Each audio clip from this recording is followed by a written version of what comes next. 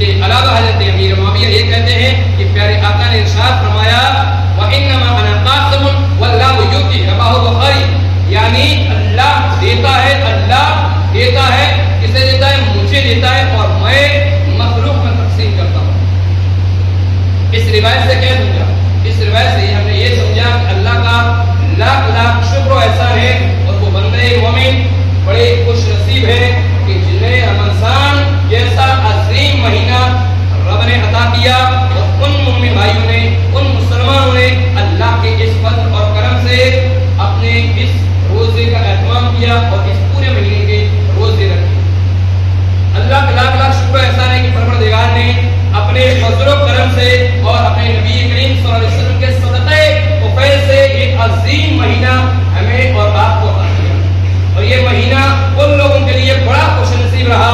جنہوں نے نماز کی پابندیاں کی، جنہوں نے 5 وقت نمازیں ادا کی، جنہوں نے تراویح کو جماعت کے ساتھ ادا کیا، اور جنہوں نے فجر میں روزانہ حاضر رہتے رہے اور رات میں جاگتے رہے، نیندوں کو قربان کرتا رہے، اس لیے کہ رب کا حکم تھا، مصطفیٰ کریم صلی اللہ علیہ وسلم کی سنت رہی، وہ لوگ قابل مبارکباد ہیں۔ اور انہی لوگوں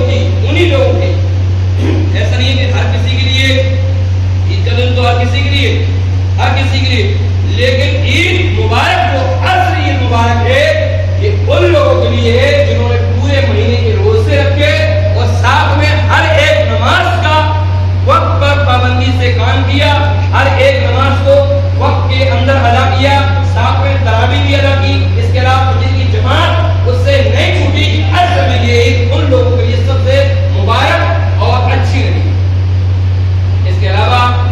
الترغیب والترہیب کے اندر ایک روایت ملتی ہے، اور وہ روایت یہ ہے کہ نبی کریم صلی اللہ علیہ وسلم نے فرمایا کہ اس رات اللہ، یعنی جو عید کی رات گزر گئی اور جو عید کا جو دن آ رہا، یہ دن شروع ہو گیا، اس دن کے تعلق سے الترغیب والترہیب کے اندر ایک روایت ملتی ہے، اور وہ روایت یہ ہے کہ ہمارے آقا صلی اللہ علیہ وسلم نے فرمایا کہ اللہ رب العزت اپنے بندوں سے کہتا ہے کہ مجھے میری عزت اور جلال کی قسم، آج اگر کوئی بندہ مجھ سے جو مانگے گا میں اسے عطا کروں۔ آج عید کا دن ہے، آج خوشی کا دن ہے، آج اگر کوئی بندہ مومن مجھ سے اپنے گناہوں کی معافی چاہے گا تو میں اس کے گناہوں کو معاف فرماؤں۔ اگر وہ اپنے دولت میں، رزق میں کشادگی چاہے گا، میں اس کے رزق میں کشادگی عطا کروں گا۔ اللہ اکبر۔ تو ایسی روایتیں ہمیں کئی ملتے ہیں۔ وقت کو ضائع نہ کرتے ہوئے وہ خاص چیز میں آپ کو بتا رہا ہوں،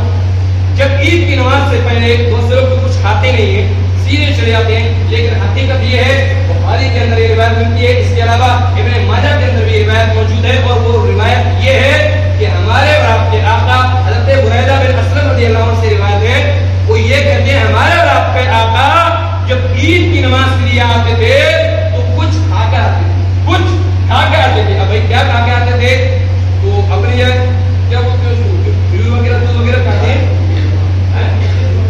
شیر خورما آپ لوگ کھا کر آئے۔ اب شیر خورما میں یہ ہے کہ آقا کریم صلی اللہ علیہ وسلم نے فرمایا کہ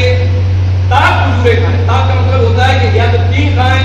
یا 5 کھائیں، یا 7 کھائیں، یہ سنت ہے، یا اس سے زائد کھائیں،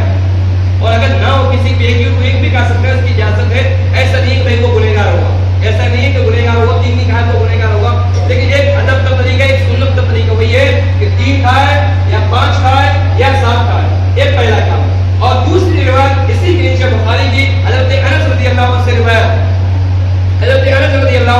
ہے کہ پیارے آقا صلی اللہ علیہ وسلم نے ارشاد فرمایا، اور ارشاد یہ تھا کہ ان کا عمل بتایا کہ حضور صلی اللہ علیہ وسلم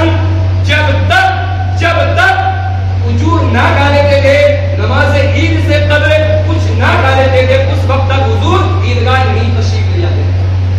اب ہمیں عیدگاہ کیسے تشریف لے جانا ہے؟ عیدگاہ ایسے تشریف لے جانا ہے کہ ایک راستے سے ہم جائیں، عیدگاہ جائیں